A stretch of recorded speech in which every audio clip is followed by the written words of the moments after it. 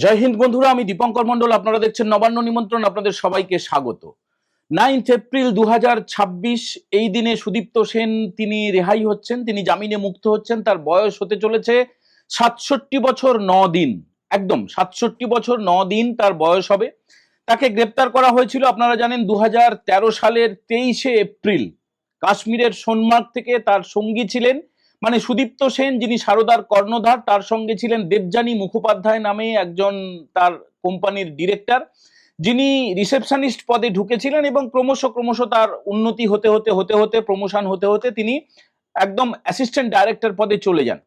তো সেটা আলাদা কথা। সুদীপ্ত সেনের বেশ কিছু অজানা কাহিনী আজ আপনাদেরকে আমরা জানাবো। তার আগে যেটা জেনে নিতে হবে যে 2013 সালের 23 এপ্রিল তাকে গ্রেপ্তার করার আগে সমন জারি করেছিল রাজ্য সরকার। সমন জারি করার আগে এপ্রিলের 6 তারিখে, মানে ওই 2013 সালের এপ্রিলের 6 তারিখে সুদীপ্ত সেন তিনি সিবিআই কে 18 পাতার একটা চিঠি দিয়েছিলেন। সেখানে রাজ্যের শাসক দল, এখন যারা শাসক দল হিসেবে রয়েছে তৃণমূল, তাদের বেশ কয়েকজন মন্ত্রী, সাংসদ, এমএলএ, তাদের নাম ছিল, তারা কিভাবে জড়িত এই সারদা যে বেনিয়ম, দুর্নীতি, আর্থিক কেলেঙ্কারি, হাজার হাজার কোটি টাকার কেলেঙ্কারি, লক্ষ লক্ষ মানুষের চোখের জল, তো সেটা নিয়ে বিস্তারিত 18 পাতার চিঠি। এবারে 18 এপ্রিল এই মমতা ব্যানার্জির সরকার, বিদায়ী যে মুখ্যমন্ত্রী মমতা ব্যানার্জি, কেয়ারটেকার সরকারের মুখ্যমন্ত্রী এবং তৃণমূলের যিনি চেয়ারপারসন, তার সরকার 18 এপ্রিল অ্যারেস্ট ওয়ারেন্ট জারি করে। অ্যারেস্ট ওয়ারেন্ট জারি করলো। 22 এপ্রিলে শ্যামল সেন কমিটি তৈরি হয়ে গেল। কারণ তখন তো আপনাদের সেই ছবি মনে আছে, হাজার হাজার লক্ষ লক্ষ মানুষ গোটা বাংলা জুড়ে তারা কাঁদছেন হাউ হাউ করে, তাদের লক্ষ লক্ষ টাকা, অনেকে আত্মহত্যা করছেন। 24 মানে সেই যখন এই শ্যামল সেন কমিটি হলো, মুখ্যমন্ত্রী তখনকার এখনকার কেয়ারটেকার মমতা ব্যানার্জি তিনি বলেছিলেন যে 500 কোটি টাকার একটা ফান্ড তৈরি করা হবে প্রতারিতদের টাকা ফেরত দেওয়ার জন্য, এবং তার জন্য 10% করে এক্সট্রা ট্যাক্স বসবে সিগারেটের ওপরে। আপনারা সিগারেট বেশি বেশি করে খান, তাহলে আমরা বেশি টাকা আয় করব এবং সেই টাকাটা গরিবদের দেবো। সেই ঐতিহাসিক বা নজিরবিহীন বা নক্কারজনক যে উক্তি, সেটা আপনাদের মনে আছে।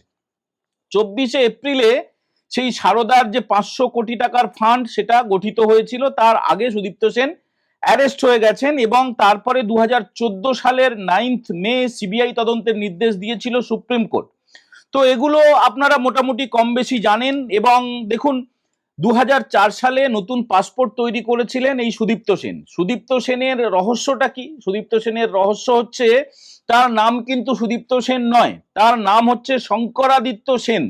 2006 সাল নাগাদ তো সারদার উত্থান হলো, ডালপালা গজাতে শুরু করলো, বাম আমলে সেটা গজানো শুরু হলো, আর তৃণমূলের আমলে এসে দেখুন, আমরা মানে যারা মেন স্ট্রিম সাংবাদিক, যারা খবরের কাগজে বা টিভি চ্যানেলে যারা কাজ করতেন, প্রায় সমস্ত সাংবাদিক এই সুদীপ্ত সেনকে চেনেন।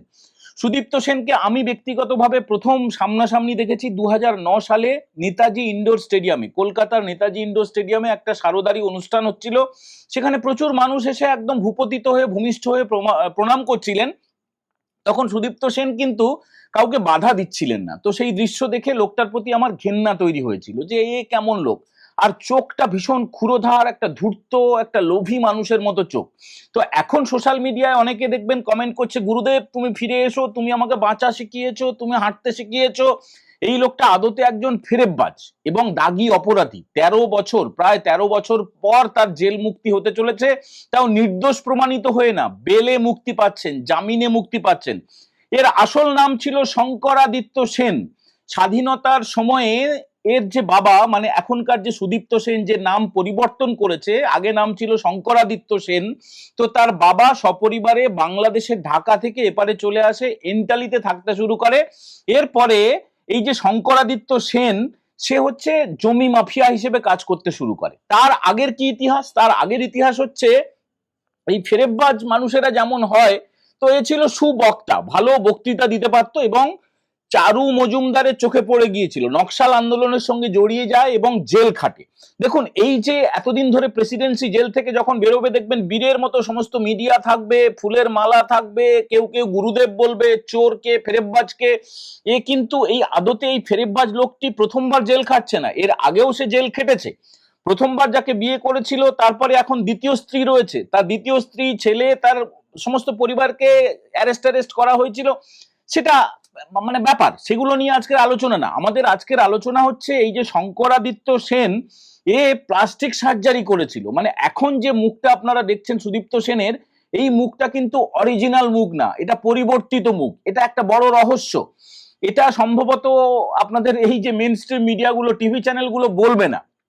এবার আসছি 2010-এ যোগ দিল, মানে 2009-এ তো আমি বললাম যে প্রথম দেখা হয়েছিল সুদীপ্ত সেনের সঙ্গে। 2010-এ এই যে দেবযানী মুখোপাধ্যায়, ইনি যোগ দিয়েছিলেন রিসেপশনিস্ট হিসেবে যোগ দিয়েছিলেন।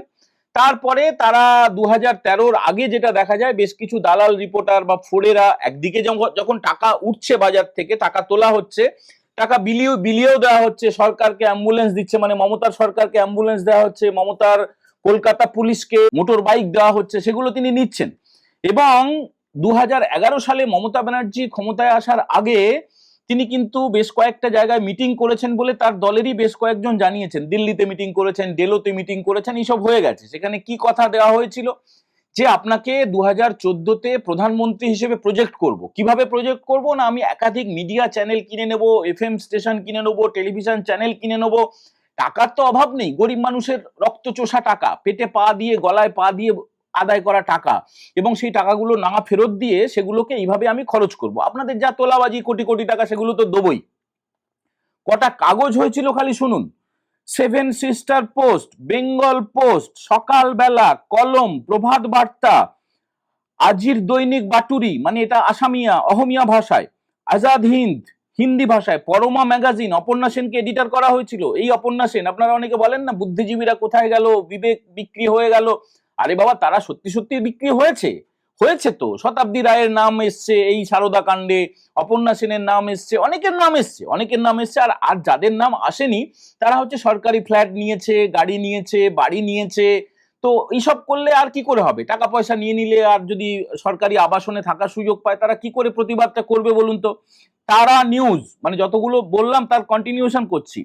চ্যানেল 10, এটাই হচ্ছে সর্বাধিক যেটা জনপ্রিয়, মানে আপনারা জানেন 1 ফোনে 1 লাখ এইসব হতো। তারা মিউজিক, তারা বাংলা, তারা পাঞ্চলি, এই কাগজগুলোকে বাধ্যতামূলকভাবে সরকারি গ্রন্থাগারে রাখতে হবে। নোটিফিকেশন বেরিয়েছিল, আপনাদের মনে পড়ছে?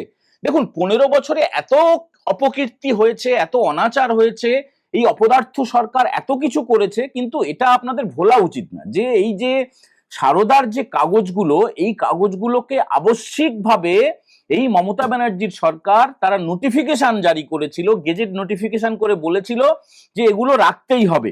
এবারে তো বিভিন্ন ফুটবল ক্লাবকে দেওয়া, দুর্গোৎসবে দেওয়া, এগুলো তো আছেই। এরপরে একজন লোককে, তৃণমূলের রাজ্যসভার সাংসদকে, তাকে 16 লাখ টাকা, আজ থেকে 15 বছর আগের কথা, 13 বছর ধরে তো জেলেই আছে সুদীপ্ত সেন। তো তাকে নিয়োগ করা হয়েছিল এই কাগজগুলো, চ্যানেলগুলো দেখভাল করার জন্য। তাকে গ্রুপ সিইও করা হয়েছিল 16 লক্ষ টাকা বেতন দিয়ে। তার যোগ্যতা ছিল মাধ্যমিক পাস। বুঝতে পারছেন? মানে এই সারদা কাণ্ডে জড়িত যারা জেল খেটে এসেছে, তাদের এবারে কিন্তু মমতা ব্যানার্জি পুনরায় আবার টিকিট দিয়েছে, তাদেরকে বিধায়ক করার চেষ্টা চলছে। তারা কে কতজন বিধায়ক হবেন সে তো সময় উত্তর দেবে, 4 তারিখে যখন ফল প্রকাশ হবে। তো প্রতিবাদটা কি কেউ করেননি? প্রতিবাদ করেছিলেন সাধন পাণ্ডে, তৃণমূলের নেতা, তিনি প্রতিবাদ করেছিলেন, তিনি এখন প্রয়াত। সোমেন মিত্র কংগ্রেসের, তিনি প্রতিবাদ করেছিলেন। আব্দুল মান্নান, পরে তিনি বিরোধী দলনেতা হয়েছিলেন, তিনি কংগ্রেসের নেতা, তিনি চাঁপদানিতে তার বাড়ি, তিনি আর এবার প্রতিদ্বন্দ্বিতা করছেন না, তিনি প্রতিবাদ করেছিলেন, কেস করেছিলেন। এবং তারপরেই হইটা শুরু হয়ে যায়। 2013 সালে তাকে গ্রেপ্তার করা হয়, এবং কলকাতার এন্টালি এলাকায় যেখানে এই সুদীপ্ত সেনের বাড়ি, সেই সব জায়গা থেকেই কিন্তু এই যে খবরগুলো বলছি, এগুলো একদম রিসার্চের ফসল। তারপরে তারা চলে যায় সার্ভে পার্কে। মানে আমি সারদার ডালপালা গজানোর আগের খবরটা জানাতে চাইছি। দেখুন, টিভি খুললে বা পোর্টাল খুললে, ফেসবুকে মোটামুটি আপনারা এই সারদার কর্তা সুদীপ্ত সেনের ইতিহাস, তার যে কুকীর্তি, চোখের জল, নাকের জল, তারপরে তৃণমূলের সঙ্গে জড়িত থাকা, এগুলো মোটামুটি জেনে যাবেন। কিন্তু যেটা আপনাদেরকে জানাবে না, যে এই এন্টালিতে বাড়ি থাকার আগে তার যে ক্রিমিনাল যে মাইন্ডের যে ব্যাপারটা, তার যে বিভিন্ন রকমের অপরাধমূলক জায়গায় হাতেখড়ি হওয়া, সে ছিল জমি মাফিয়া, একদম জমির দালাল। সেখান থেকে বেশ কিছু পয়সা করে দক্ষিণ কলকাতায়, মূলত সন্তোষপুর, সার্ভে পার্ক, ওই এলাকাটায়, দক্ষিণ কলকাতায় যে তখন উঠতি যে সমস্ত আবাসন হবে, সেই জমিগুলোকে হড়প করে নেওয়া। এটা ভালো ব্যবসা, মানে ফাটকা ব্যবসা, ভালো দালালির ব্যবসা, এইটা ও করতো। এবং তার আগে তার জেল খাটা হয়ে গেছে, জেলে গিয়ে বিভিন্ন নকশাল নেতাদের সঙ্গে আলাপ হয়েছে, বিভিন্ন ক্রিমিনালদের সঙ্গে দেখা হয়েছে। তারপরে জেল থেকে বেরিয়ে আসার পরে সে যেটা করেছিল, মানে এখনকার যাকে সুদীপ্ত সেন যিনি মুক্তি পাবেন আর কয়েক ঘন্টা পরে, যিনি বলতে খারাপ লাগছে, যে মুক্তি পাবে, তো সে জেলের মধ্যে প্রথম দফায় যখন জেলে ছিল তখন সে ওই ক্রিমিনালদের সঙ্গে একটা নেক্সাস তৈরি করে এবং বেরিয়ে আসার পরে পুলিশ কর্তাদের, মানে তাকে যে অ্যারেস্ট করেছিল তাকেও কনফিডেন্সে সে নিয়ে নেয়, পুলিশ কর্তা অফিসার তাদেরকে নিয়ে একটা চক্র তৈরি করে এবং তারপরে সে পত্তন করে এই সারদা সাম্রাজ্য। গোটা রাজ্য তো বটেই, প্রতিবেশী যত রাজ্য রয়েছে, বিহার, ছত্তিশগড়, ওড়িশা, আসাম, মানে বিরাট বড় সাম্রাজ্য। এবারে কি হলো, কোটি কোটি টাকা, হাজার হাজার কোটি টাকা, এই টাকা নিয়ে সাইফন করা শুরু হয়, সাইফন করে বিদেশে পাঠানো শুরু হয়। এটা কিন্তু ছোট ব্যাপার না। এই যে সুদীপ্ত সেন বেরোচ্ছে, সুদীপ্ত সেন বেরোলে সম্ভবত আমার ব্যক্তিগত ধারণা যে তাকে জানা যাবে, মানে বেশ কিছু জিনিস জেলের মধ্যে থাকলে কি, রাজ্য সরকারের জেল, তৃণমূলের জেল, এবং আপনারা তো জানেন যে 2013-তে অ্যারেস্ট হলো, তারপরে 2020 সালে যখন একদম বছরের শেষ দিকে শুভেন্দু অধিকারী যখন তৃণমূল ছেড়ে বিজেপিতে চলে এলেন, তারপরে হঠাৎ করে দেখা গেল একে দিয়ে বলিয়ে নেওয়া হলো যে আমার থেকে টাকা নিয়েছে বিমান বোস, সুজন চক্রবর্তী, শুভেন্দু অধিকারী। অদ্ভুতভাবে একই রকমের চাপ দেওয়া হচ্ছিল। এই যে যার সঙ্গে ছিলেন দেবযানী মুখোপাধ্যায়, মানে সারদা কর্তার সঙ্গে, দেবযানীর মা কিন্তু প্রকাশ্যে সংবাদ মাধ্যমে তিনি বলেছেন যে আমার মেয়েকে এইভাবে চাপ দেওয়া হচ্ছে, পুলিশ চাপ দিচ্ছে, পুলিশ চাপ দিয়ে বলানোর চেষ্টা করছে যে সুজন চক্রবর্তী, শুভেন্দু অধিকারী এরা টাকা নিয়েছে। কিন্তু দেবযানী মুখোপাধ্যায়ের সঙ্গে সারদায় থাকাকালীন কোনো দিনও সুজন চক্রবর্তী বা শুভেন্দু অধিকারীরা একবারের জন্য যাননি। সেটা তিনি যে দেখেননি তাদেরকে, মানে চোখের দেখা দেখেননি সামনে থেকে, সেটাও কিন্তু তিনি জানিয়েছিলেন। ফলে এটা একটা ফেরেববাজি করার চেষ্টা করা হয়েছিল। এবারে দেখা যাক যে সুদীপ্ত সেন যে বড় ফেরেববাজ, সে বেরিয়ে আসার পরে কি হয়। বন্ধুরা দেখুন, অনেক কিছু তথ্য যেগুলো এই পাসপোর্ট যেটা পাওয়া গেছে সেখানে দেখা যাচ্ছে যে 1959 সালের 30শে মার্চ এই সুদীপ্ত সেনের জন্ম, কিন্তু পাসপোর্টটা চেঞ্জ করা হয়েছিল 2004 সালে, নতুন পাসপোর্ট নেওয়া হয়েছিল। আমরা বললাম যে তার আগের নাম ছিল শঙ্করাদিত্য সেন, তা সে দেখতেও অন্যরকম ছিল, সে কেন তার নামটা বদলালো, কেন তার চেহারা বদলালো, এটা কিন্তু বিরাট বড় রহস্য, বিরাট বড় রহস্য। এই দিকটা ফোকাস করা উচিত। লোকটার বয়স কিন্তু বিরাট কিছু না, 67 বছর বয়সে মাত্র বেরোচ্ছে। অনেকেই তার কেরিয়ার বা তার অপরাধের কেরিয়ার হোক, ভালো কেরিয়ার হোক, লেখালেখি হোক, গান গাওয়া হোক, অনেকে ওই বয়সে শুরু করেন। ফলে বয়সটা একটা সংখ্যা মাত্র। একটা লোক সে কেন তার মুখের চেহারা পরিবর্তন করলো, কেন তার নাম পরিবর্তন করলো, এটা কিন্তু দেখা অত্যন্ত জরুরি। আদালত বেশ কিছু শর্ত দিয়েছে, পাসপোর্ট জমা রাখতে হবে, রাজ্যের বাইরে যেতে পারবে না, দেশের বাইরে যেতে পারবে না, তদন্তে সহযোগিতা করতে হবে, মাত্র 5,000 টাকার বেল বন্ডে বিনিময়ে তাকে ছাড়া হচ্ছে। 5,000 কি, 5,000 কোটি টাকাও তার কাছে কোনো ব্যাপার না। এত টাকা কামিয়েছে, এত লোক তার ফলে আত্মহত্যা করেছে, এত লোকের চোখের জল পড়েছে, এত আন্দোলন হয়েছে জেলায় জেলায়, কলকাতা শহরে এত আন্দোলন হয়েছে, আমরা চোখের সামনে থেকে দেখেছি সেসব, আমরা সেসব দেখেছি। সেই সব চোখের জলের দাম কেউ এখনো পর্যন্ত পায়নি। অল্প কিছু লোককে, যারা 10,000 টাকার কম যারা আমানত করেছিল, জমা দিয়েছিল সারদায়, শ্যামল সেন কমিশন তৈরি করেছিল এই মমতা ব্যানার্জির সরকার, তারপরে কিছু লোককে নামমাত্র একটা টাকা দেওয়া হয়েছে, বেশিরভাগ লোক কিন্তু কোনো টাকা পায়নি। আর একজনের কথা বলতে ভুলে গেলাম, অধীর চৌধুরী, তিনিও কিন্তু এই বিষয়টাতে, মানে এই সারদা কাণ্ডে তিনি বারবার সামনে আনার চেষ্টা করেছেন, তিনি প্রতিবাদ করেছেন। এবারে আসছি শঙ্করাদিত্য সেন বা সুদীপ্ত সেন, বা তার কি নাম, মানে কি তার পরিচয়। আদতে তারা বাংলাদেশি ছিল, স্বাধীনতার সময় চলে আসে এবং তারপরে তারা এখানে থাকতে শুরু করে। কোনো আত্মীয়ের সঙ্গে কিন্তু এই সুদীপ্ত সেন যোগাযোগ রাখতো না, তার যারা ভাই বোন তাদের সঙ্গে যোগাযোগ রাখতো না। তার বাবা মায়ের মৃত্যুর সময় একবার তাদের সঙ্গে দেখা হয়েছিল এমনটা জানা যাচ্ছে।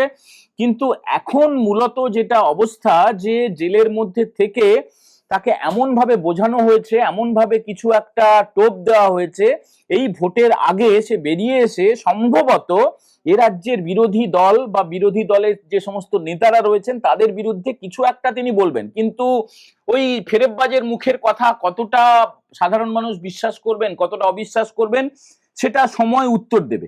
এবং এই জমি মাফিয়া থেকে সারদা চিটফান্ডের কর্ণধার হওয়া, তারপরে সিবিআই কে 18 পাতার চিঠি লেখা, 18 পাতার চিঠিতে যতজনের নাম রয়েছে তাদের বেশিরভাগ লোককেই অ্যারেস্ট করা হয়েছিল, তারা সবাই জামিনে মুক্ত রয়েছে এবং এমনও রয়েছে বেশ কয়েকজন তাদেরকে কিন্তু অ্যারেস্ট করা হয়নি, তাদের মধ্যে পিসি ভাইপো অন্যতম। বুঝতে পারলেন? অনেকেই বলেন পিসির সঙ্গে তার সেটিংটা জানেন বলে সেইটা ব্ল্যাকমেল করে অনেকে তাদের নিজের আখেরটা গুছিয়ে নিচ্ছেন। বন্ধুরা, এই যে তথ্যগুলো আমরা আজকে আপনাদেরকে দিলাম, এর মধ্যে কোন কোন তথ্য আপনারা আগে থেকে জানতেন, কোন কোন তথ্য নতুন জানলেন, নাকি সবটাই জানতেন আপনারা, নাকি এর বাইরেও আরো কিছু তথ্য আপনারা জানেন, সেটা অবশ্যই আপনারা কমেন্ট করে আমাদের জানাবেন। আজকের এই এপিসোড যদি আপনাদের মনে হয় যে আরো বেশি লোকের কাছে পৌঁছানো উচিত, অবশ্যই আপনারা শেয়ার করবেন এবং একটু লাইক করে দেবেন। যারা প্রথমবার নবান্ন নিমন্ত্রণ চ্যানেলটা দেখছেন তারা সাবস্ক্রাইব করতে ভুলবেন না, বেল বাটনে প্রেস করে দেবেন, সমস্ত নোটিফিকেশন আপনাদের কাছে চলে যাবে। আর যদি আপনারা চান, কমেন্ট সেকশনে দেখবেন থ্যাঙ্কস বাটন রয়েছে, থ্যাঙ্কস বাটনে প্রেস করেও আপনারা আমাদেরকে সাপোর্ট করতে পারেন। সবাই ভালো থাকবেন। আজকের মতো এই এপিসোড আমরা এখানেই ইতি করছি। জয় হিন্দ, বন্দে মাতারাম।